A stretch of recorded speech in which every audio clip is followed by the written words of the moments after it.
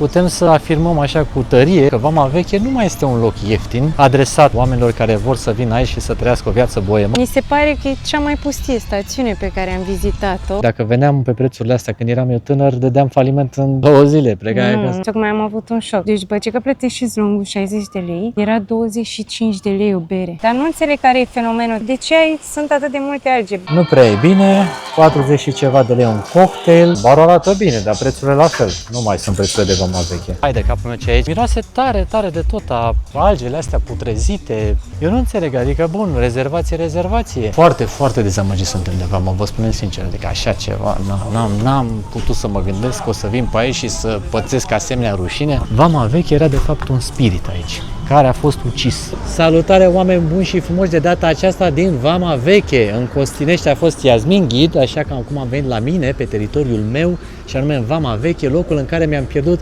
multe zile și mai ales nopți pe aici. Le-ai pierdut sau le-ai câștigat? Le-am câștigat cu multe amintiri frumoase. Deci tocmai de aceea vrem să deschidem acest vlog de pe strada principală, locul în care eu când veneam prima oară pe aici merge pe pământ, deci nici măcar nu era asfaltul. Deci acum vă vorbește un vamaiot cu acte în regulă, să spunem așa. Deci când veneam eu pe aici nu era nimic din ceea ce vedem acum. Deși pentru mine va fi o descoperire foarte interesantă să văd cum s-a transformat Vama și cum mai arată lucrurile acum. De exemplu, să vedem dacă s-a transformat în bine sau în rău, pentru că așa auzi despre fiecare stațiune, nu mai e cum era odată, știi? Păi da. Lucrurile se schimbă, dar pentru unii poate în bine, pentru unii în rău. Exact.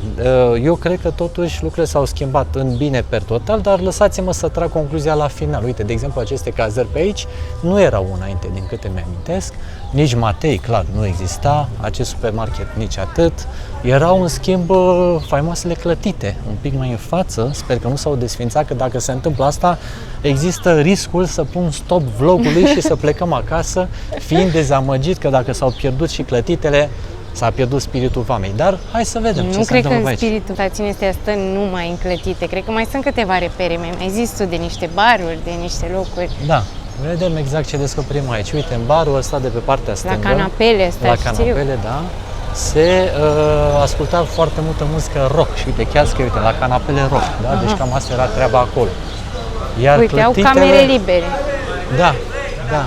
Iar aici se pare că sunt încă faimoasele clătite. Deci, da, aici erau? Da, mă liniștesc, încep să-mi reglez tensiunea. Deci dacă e cald afară, nu creștea tensiunea numai din pricina temperaturii, ci dacă nu vedeam clătitele. Uite, păi aici, nu, ăla e la clătite. Și închis. M-am bucurat degeaba. Și închis, uite. Extraordinar, deci nu vine să cred câte ore am stat eu la coadă aici, uite, stătea așa frumos om lângă om, câte discuții s-au legat aici, da, și câte prietenii. Ce s-a întâmplat, domnule? Nu se poate. Poate se deschide mai târziu. Uite, orar, fii atent, hai că există speranță. Stai așa. Ce speranță? Nu suntem la ora potrivită, uite, că se deschide un pic mai târziu. Crezi? Eu cred că asta e situația aici. N-are cum, n-are voie. Deci, nu știu ce să zic, eu am impresia că m-am uitat pe Google Maps și închis, dar hai că venim mai târziu. Te rog, nu-mi distruge speranțele, da? Deci nu se acceptă așa ceva. Ba chiar îmi amintesc cum într-un an am stat cazat aici, uite la etaj, să vezi aici căldură ce e când bate soarele ziua, e tabla aia pe acolo. Camerele sunt foarte joase și foarte micuțe. Aerul condiționat era un lux pe care nu era necesar să-l ai în aceste camere. Dar se întreb, da. Și atunci erau camerele cu nume de formații sau de artiști? Nu mai mi-amintesc că, cum să spun, memoria îmi joacă feste, de atâția ani de zile nu mai mi-amintesc. Dar uite, mă bucur să văd că anumite lucruri s-au păstrat. Iar aici, exact în față, pe dreapta, ar fi trebuit să fie, adică chiar pe zona aceasta, e cumva locul unde se adunau oamenii la Stuf sau la alte baruri foarte celebre, pentru că tu pe toată strada asta te duceai și te întorceai de vreo 50 de ori într-o singură noapte, știi? Era locul tău de distracție aici. Da, uite, asta la frontiera era, că arată foarte bine desenele. Nu cred. Cred că era totuși o construcție. Pe aici nu știu, habar n-am. Vă rog frumos, cei care ați fost în Vama, acum 15 ani, 20 de ani, completați-mi aici informațiile dacă această construcție exista. Uite cum, ușor, ușor, noi oricum am lăsat mașina undeva în capătul stațiunii, pentru că acolo există și locuri de parcare amenajate, cu o parcare destul de scumpă, nu o să vă mințim, este 5 lei pe oră, ceea ce nu este neapărat foarte ieftin. Puteți să parchezi evident și pe aici, nu era neapărat cea mai mare problemă. Nu, uite, poate puteam parca și pe aici, Da. dar nu știu dacă ai să fie chiar gratuit, așa. Habar n-am, noi de obicei când veneam înainte aici parcam, deci nu eram atât de organizați să ne punem acolo. Dar am zis totuși să începem vlogul din capătul stațiunii, da? Pentru că dacă începeam de aici ratam acea etapă de intrare. Cam liniște la ora asta. Îmi place totuși că strada asta a rămas neasfaltată. Asta de fapt este spiritul vămii. Puteai să vii cu orice tip de mașină, cât de nouă sau cât de veche. În clipa în care ajungeai aici, toate mașinile erau prăfuite și practic toți eram egali. Nu mai conta dacă aveai ultimul bolid. Nici nu se mai vedea ce firmă e Nu mașina, se mai nu? știa ce era acolo, toată lumea era egală. Mai ales mai veneau unii băieți cu mașini decapotabile, cu chestii. Ăia își luau cel mai mare hate, pentru că aici de fapt veneai să simți spiritul vămii, pe care sperăm că îl vom regăsi și astăzi. Pe aici vreau să remarc un fenomen interesant. Toată această alee înainte era împânzită de tot felul de comercianți. Într-adevăr, pe direcția aceea mai sunt câțiva comercianți, dar nu atât de mulți, precum știam eu înainte. Și pe aici mai erau bărulețe, chestii, adică stuful, de exemplu, eu nu înțeleg unde a dispărut, pentru că aici erau baruri unde veneai să bei. Pe Și, plajă? da, mă, frate, aici era. Mă uit la el și nu mai e. Ceea ce mă dezamăgește. Adică Păi și dacă... nu mai există. Deci dacă nu se deschide la clătite și nici stuful nu mai e la locul lui, e o mare problemă. Deci aici era, uite, stăteai frumos, beai, te distrai, intrai în apă, era locul principal în care se întâmplă Sună toate bine, astea. să știi. Auzi, da. Dar nu vrei să vedem dacă au bere. Hai să vedem dacă au bere, dar nici nu știu pe unde să mai cumperi bere, că Păi de asta obicei mă veneai gândeam, într-un bar. dacă ai povestit că aici era un bar. Doamne, deci s-a terminat cu vama, Hai să mă, vedem, frate. poate, Da? nu mai ești tu bine orientat în spațiu. Hai să ne uităm, mă, bine, dar ți-am zis, toate zonele astea erau, da, unde veneai și beai frumos pe plajă, direct, da, făceai o baie, făceai practic 3 pași de la locul în care serveai o bere, da, până în locul în care făceai plajă și Sună baia. bine ce zici tu, Nu? dar Plus că dezamăgirea cea mai mare aici este că nu înțeleg unde, ce faci? Ia, hai că e un meci de volei acolo, internațional, că văd că se vorbește mai multe limbi. Dar, repet, dacă vrei să bei o bere, trebuie să te duci acolo vis-a-vis, ce faci? Nu e bine, domnule, ce se întâmplă aici. Să știi că tu cu Costineștiul ți-ai mai regăsit copilăria. Da, vezi? Dar eu pe aici Deci am o chiar problemă. că s-a schimbat vama. Să nu trăiți, mai- să trăiți, bună ziua! Domnule, am și eu o întrebare la dumneavoastră. Eu am venit când eram tânăr aici, în Vama Veche. Unde e stuful și ce erau pe zona asta așa? Astea acolo. Unde? Adică s-a dus mai încolo, mai în spate? Deci s-a mutat acolo? Da. Acum câți ani s-au? Ăla că au venit ăștia de la apele române. Apele române au fost de vină. Și deci tot ce erau pe aici s-au mutat acolo, deci în partea aia de tot, în stânga. Au mai făcut. Aha, Deci cam mergem nasul. acolo. Că aici era frumos, te duceai, asta era și ideea cu Vama Veche. Da, așa au făcut. Așa au făcut. Au distrus toată ideea. Și dincolo, la 2 mai, au trântit digurile alea, au stricat și plaja de nudiști, au stricat. Nu mai e nici plaza de nudiști? Păi nu, că acolo unde era plaja de nudiști au pus stabilul pus. Ah. Și aici mai e plajă de nudiști? Mai e acolo în colțul ăla. Aha, deci mai Deci e tot totuși încolo, ceva. acolo e mai. tot încolo. Deci colțul ăla, deci pe partea stângă, acolo e treaba. Și Vă mulțumesc vă mai frumos. deranjăm cu o întrebare. Aici e parcarea gratuită? Da, e gratuit. Bravo. O să aducem mașina aici, că noi am pus acolo sus unde e 5 lei pe oră. Deci am zis că ne-am civilizat de tot. Să fiți sănătos. Cum vă cheamă? Antonie, nu. Antonie. Să fiți sănătos. Vă mulțumim frumos. Hai să mai vedem totuși încolo cam ce mai e, că e clar că în direcția aia trebuie să Eu m-am vedem. gândit acum la o idee, nu te duci să Ia. aduci mașina? O să aduc și mașina în curând. Păi că uite că am zis Da. o informație eronată, da? Noi ne-am dus ca oamenii civilizați Da. să parcăm Exact. într-o N-am parcare fost cu plată. vamaioția total să venim aici, am zis să respectăm cumva regula casei. Noi am crezut că așa s-a schimbat și că Da. aici regula e să plătești, na, și m-am gândit, măi, dacă te apropii de plajă, sigur o să fie Da. mai scump. Și ia uite că aici, încolo, sute aici de e locuri. gratuită parcare, am văzut și oameni cu camperele, și eu Țeapă. zic să aducem mașina, serios, că oricum ne plângeam noi că e prea scump. Sfatul zilei ăsta este. Dacă veniți cu mașina în Vama Veche, intrați cu încredere aici că e bine. Nu vă luați după unei care am parcat fix acolo la intrare. Nu e bine acolo. Și departe. Și departe, exact. Dar am Adică filmat o introducere nici frumoasă. măcar nu e un avantaj să zici că, măi, Da. da, acolo e frumos. Nu, aici e cel mai bun loc unde să parchezi. Exact. Da. La prima vedere, așa, mi se pare că e cea mai pustie stațiune pe care am vizitat-o.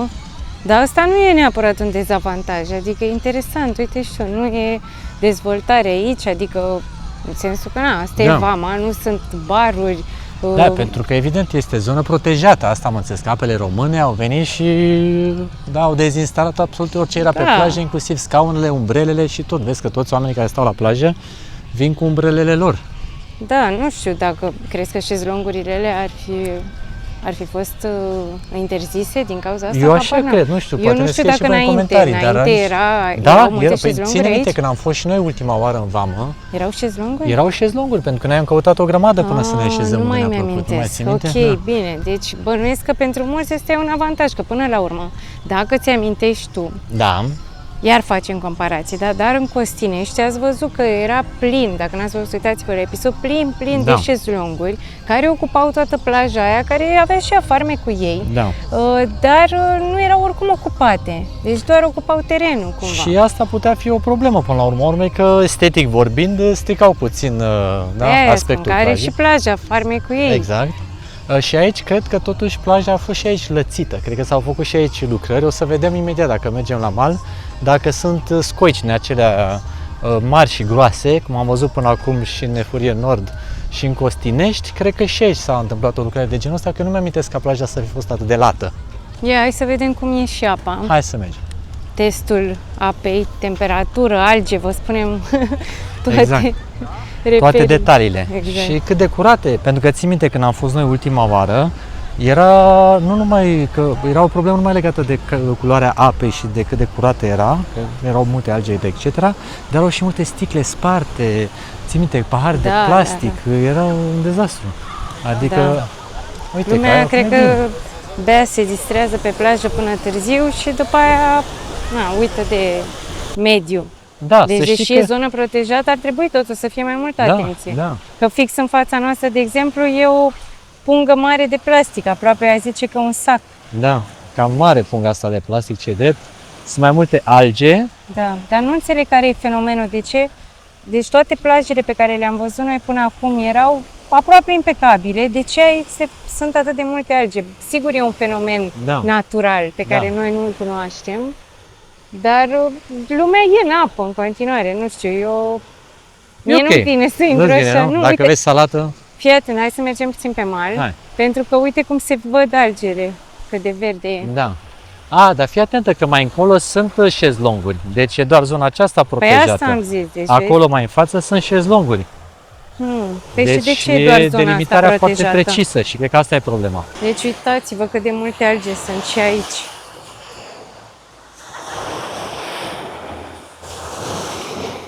Mie nu-mi place să intru în apă când sunt atât de multe alge. Sper să nu credeți că suntem niște fițoși, dar ne-a plăcut mai mult la alte plaje din punctul ăsta de vedere. De fapt, în vamă nu vii pentru plajă. Cam asta e Probabil, da.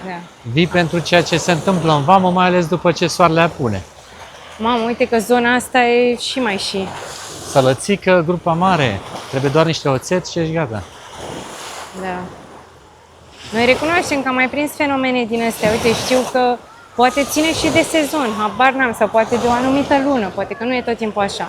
De exemplu, știu că și în Filipine, în Boracay, unde vorba aia e paradisul, da, cu plajele alea turcoase cu nisip alb, și acolo există sezonul care coincide și cu sezonul turistic de alge. Da, acolo avantajul e că totuși... că și în Mexic era dezastru în Mexic. Nu știi că nu puteam să intrăm în apă. Și tot așa se suprapune cu sezonul turistic. Acum, partea bună pentru locurile acelea exotice e că climatul te ajută și în alte perioade. În timp ce aici, dacă fix în vară ai algele astea și vezi nu ai... să vii, e o problemă. Da, asta e. Deci nu veniți neapărat în vamă pentru plajă, da? Veniți cu așteptările limitate. Oricum, avantajul aici e că stațiunile sunt atât de apropiate că puteți veniți în vamă pentru viața de noapte, să vă duceți în Costinești ca să mâncați la restaurant, să vă începeți ziua în eforie cu o cafea. Poți să faci treaba asta mai ales dacă nu e weekend, pentru că în weekend, din păcate, traficul e destul de activ și atunci e mai complicat. Zona aceasta de șezlonguri arată foarte civilizat. Uite, ai pe aici un covor așa de sfoară din asta împletită. Ia uite aici. Ia uite. Rezervă de tutun, mucuri de țigară, împreună contribuim la o experiență mediu curată. E reclamă. Ok, dar totuși ai și opțiunea aceasta. Da.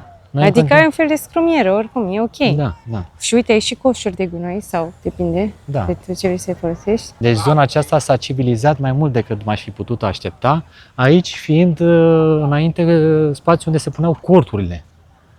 Pe Și vremuri. acum unde se mai pun corturile? Acum nici nu știu unde să mai pun Le-au corturile. împins Da. pe dealuri pe acolo. Nici nu Dar știu. eu sunt curioasă cât costă un șezlong aici. Nu prescrie, hai să vedem dacă aflăm informația. Ăsta e barul ăla nou, de Da. eu că toată lumea vine. Exact, deci astea sunt niște baruri foarte elegante și stilate, ceea ce înainte nu găseai. Am aflat, deci un șezlong este 60 de lei pe zi, pe persoană. Evident că, na, plaja arată, e proșabil. Umbrelele și șezlongurile arată superb, da? Și toată zona, cum e dezvoltat și așa, designul. Dar plaja e aceeași pentru toată lumea, adică, știi? Da, exact, tot pe același spațiu te amplasezi, tot în aceeași zonă mergi, tot acolo este apa. Și ulița asta, ți-am spus, înainte nu era așa dezvoltată, pentru că pe aici se puneau curturi deja aici și vama se cam termina. Eu nu înțeleg ce s-a întâmplat, deci tocmai am avut un șoc. Amintiți-vă că, așa cum spuneam, e a treia stațiune pe care o vizităm și am trecut acum pe lângă un loc, nu știu dacă făcea parte tot din barul ăsta, nu cred. Da, ceva Nu, de aici de era pe... Da, săduți asta. alt business. Și, deci, după ce că plătești șezlongul 60 de lei, era 25 de lei o bere. 25 de lei o bere.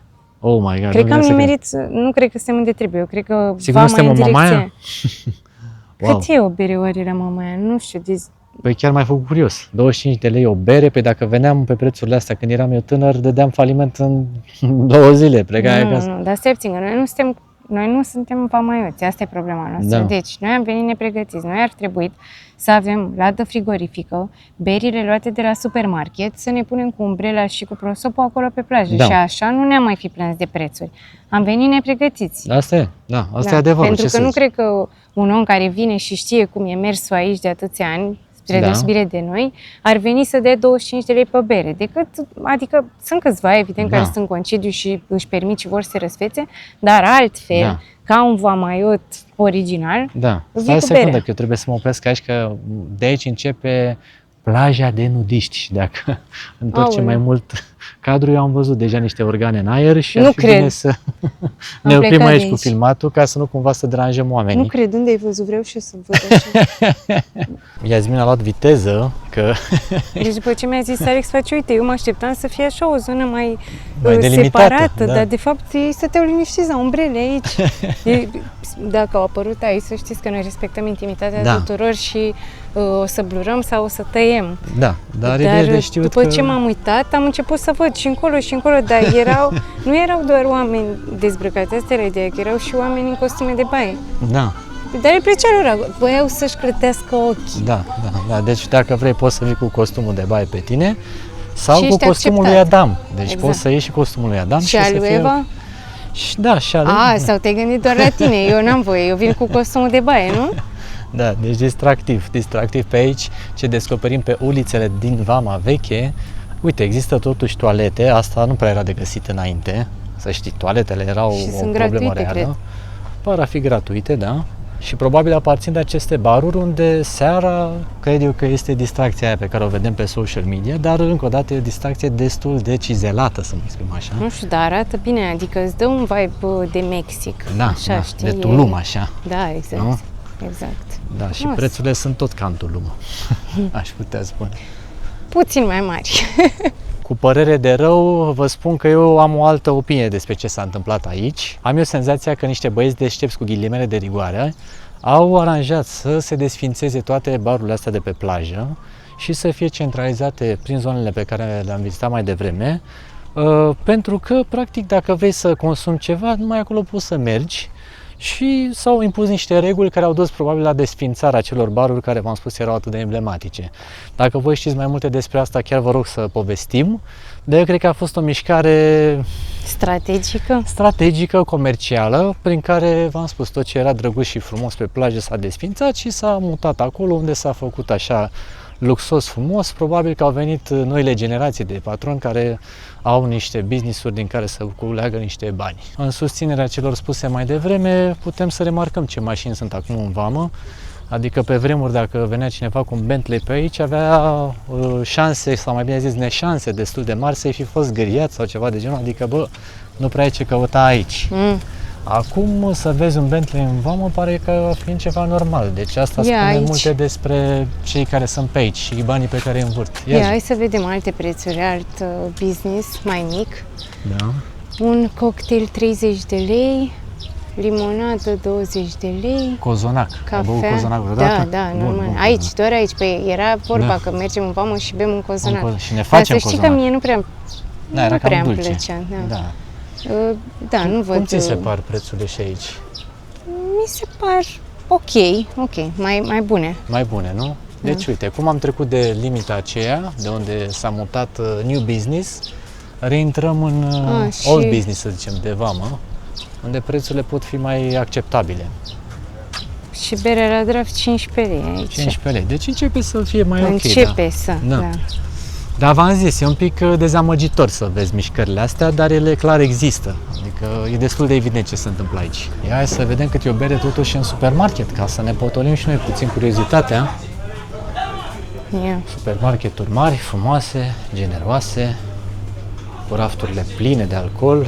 Evident că doar de-aia vin vamă. E 10 lei. 10 lei o bere, nu? Da, și noi am rămas nostalgici după prețurile de la Eforie, unde era 5 lei berea la draft, la 400. Da.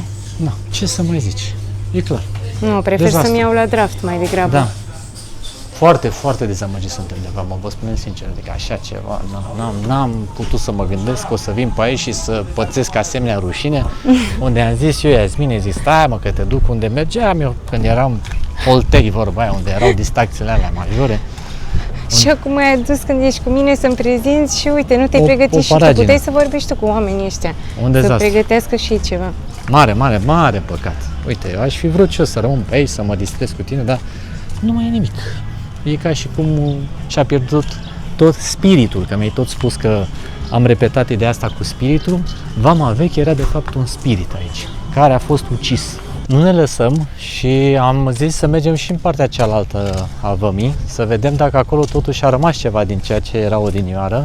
Vom merge până când vom epuiza toate variantele pe care eu le știam, pentru că nu vreau să cred că s-a distrus totul atât de mult. Chiar nu vreau să cred asta.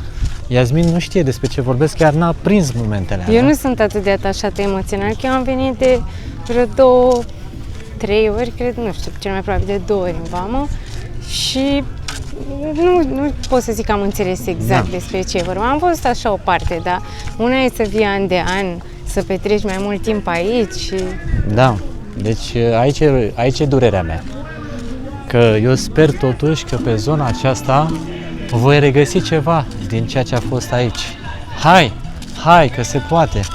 Uite, între timp trecem pe lângă meniul zilei, 48 de lei, ciorbă felul 2, Da. Cred, poate poți să alegi tu ce ciorbă, ce fel, garnitură, salată plus pâine.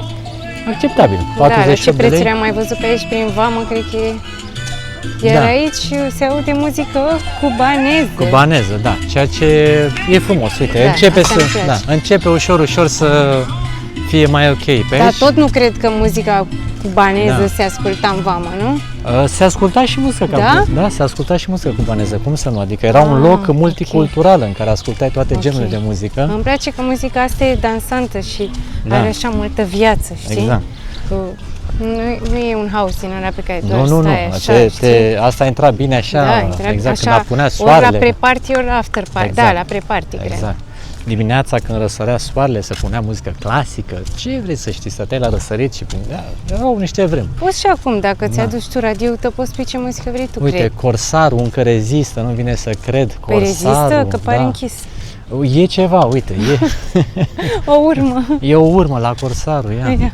Hai să vedem dacă bătrânul Corsarul rezistă și aș vrea să văd dacă și expiratul mai e pe acolo pe unde îl știam eu.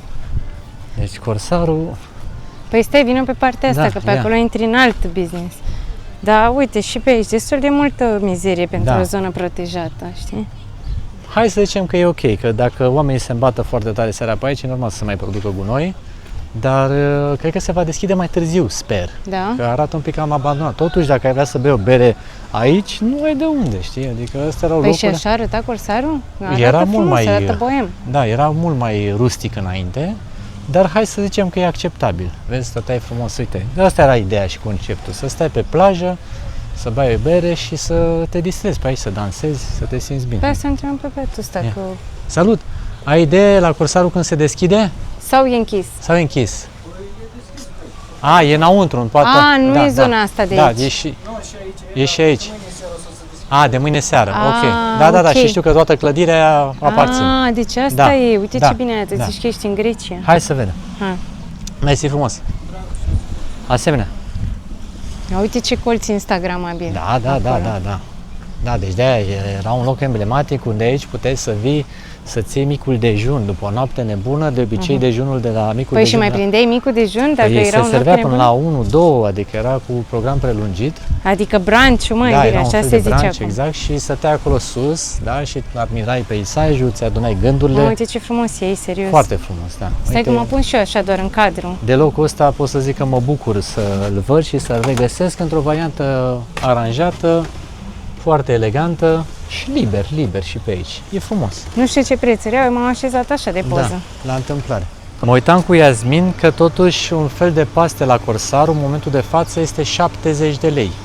Iar aici la Ieftinache, unde ai putea teoretic să mănânci ceva Ieftinache, e închis.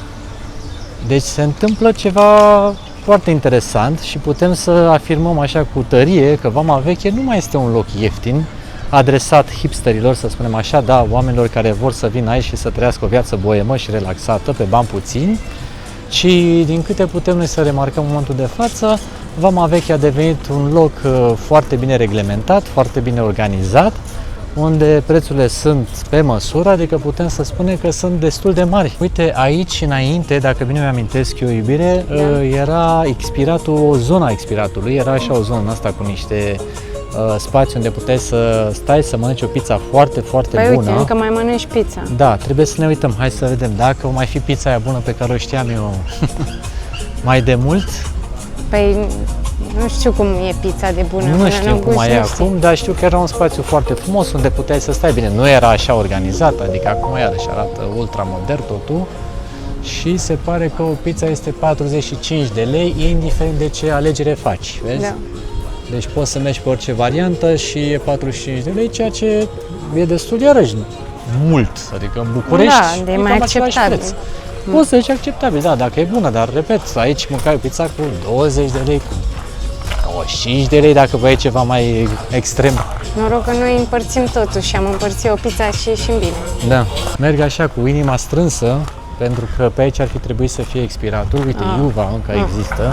Iuva era de pe Da, vremuri? Iuva era și era chiar un loc fain, foarte bine cotat, să zicem așa. Era cumva cam cel mai fițos loc în care puteai să mergi în vamă, în sensul în care aveai și zona aia de eleganță, dar aveai și partea de distracție pe care o găseai la stuf.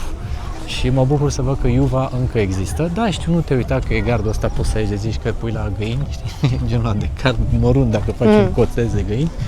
Dar așa era și înainte, adică era construit cu niște materiale foarte, hai să spunem, rustice. Și da, arată bine, adică, uite, aici intrai, da, cu barul, cu tot Păi ce ăsta trebuie. e alt loc, Molotov.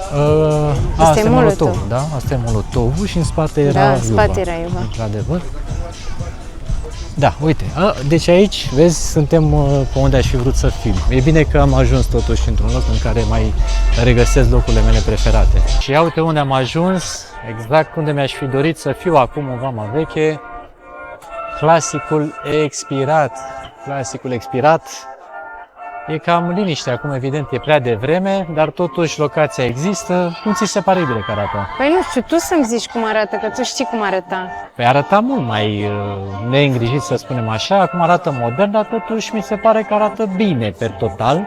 Hai să vedem totuși și cam ce prețuri sunt, că la expirat de obicei veneai să te faci praf, adică asta era scopul principal și să vedem prețurile, dacă sunt bune cum le știam adevărat. Nu prea e bine, 40 și ceva de lei un cocktail.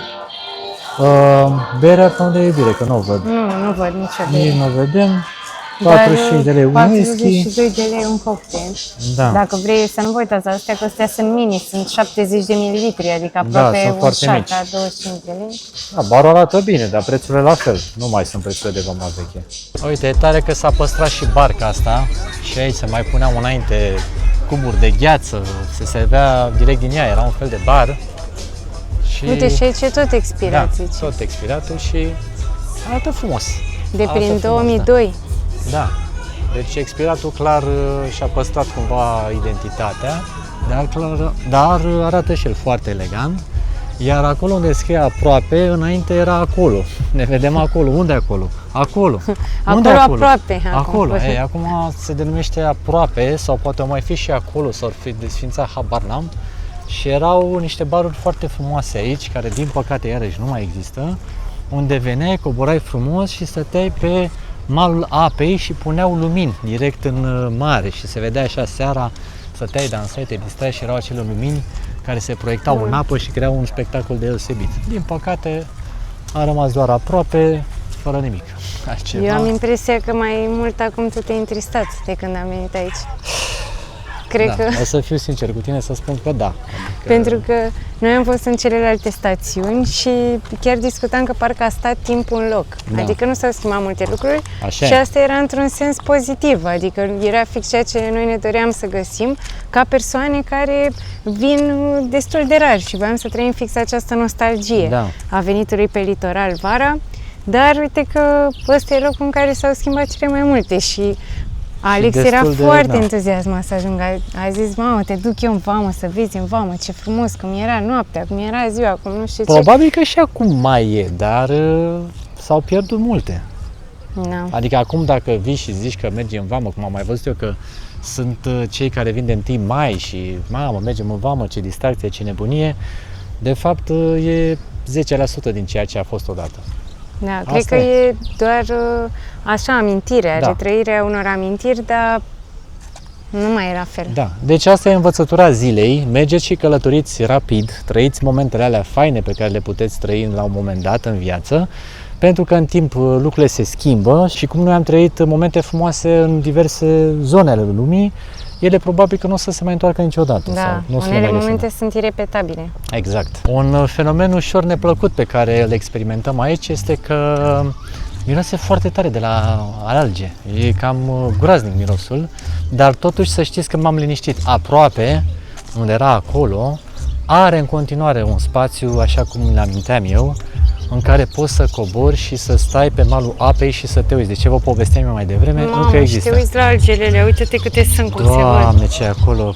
Vai de mine, deci zici că e salată de brocoli. Doamne, hai să vedem. Deci hai, n-ai hai. cum să nu stai vreau aici. Să intru, dar hai. Alex, Nu, hai.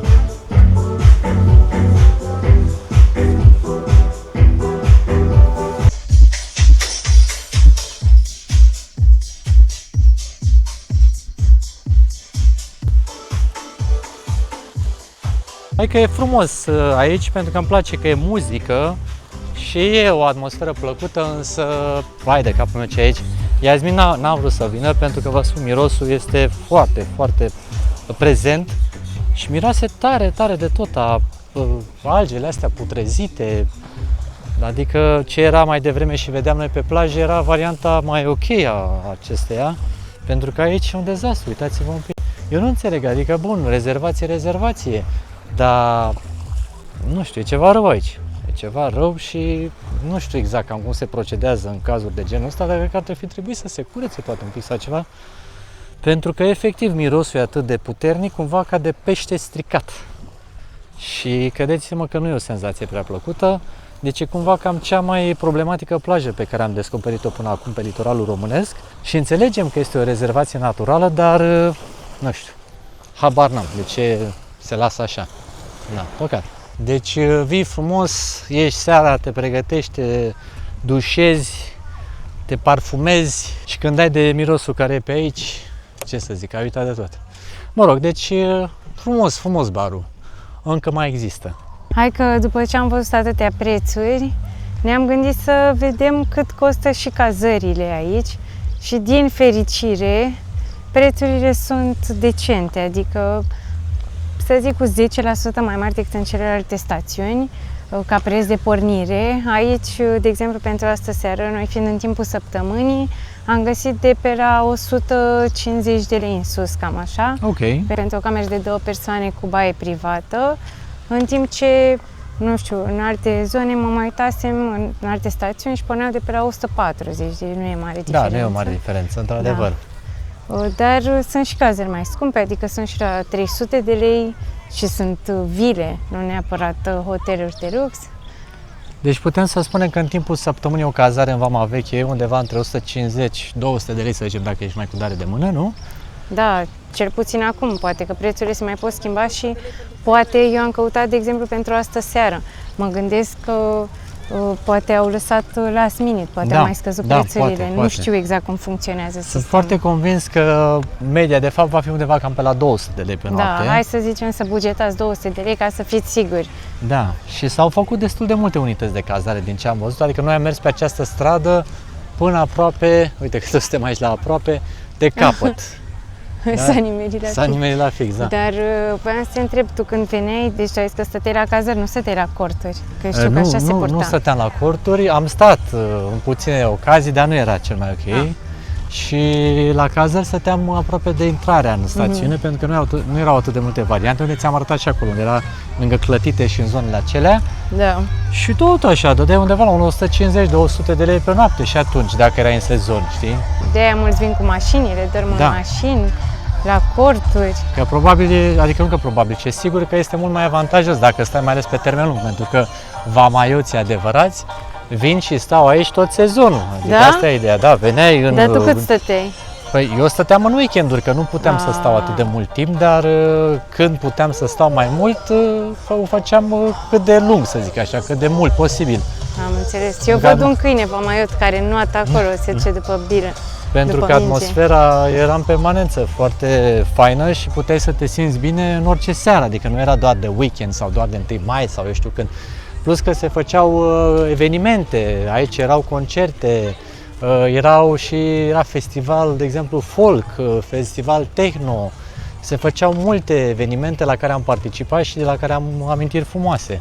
Eu eram distrasă, filmam un câine care nota pe mine, mă distrează să văd câinii care sunt așa curajoși și se bagă în... Da, bine că n-am notat în salata aia, că din negru se transforma în verde. Păi salată notat, îți dai seama, dar mă rog, acum sunt mulți oameni care intră în apă și nu vreau să se simtă jigniți. Da, Doamne ferește, așa este. E vorba de preferințe. Exact.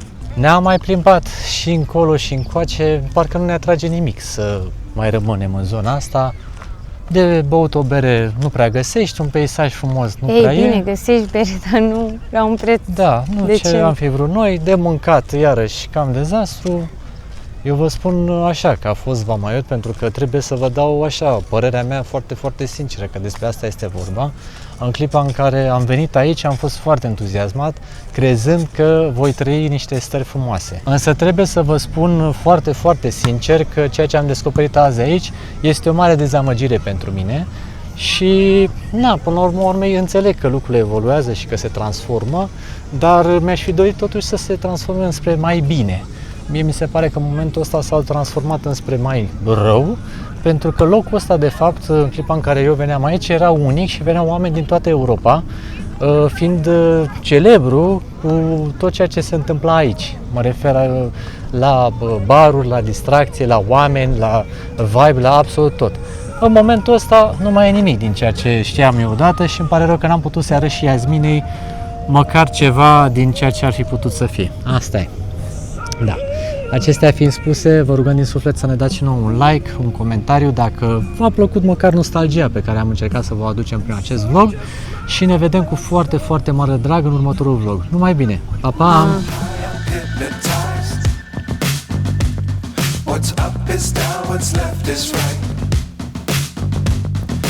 Chasing stars and holding you. I can't see the end, but we'll see it through.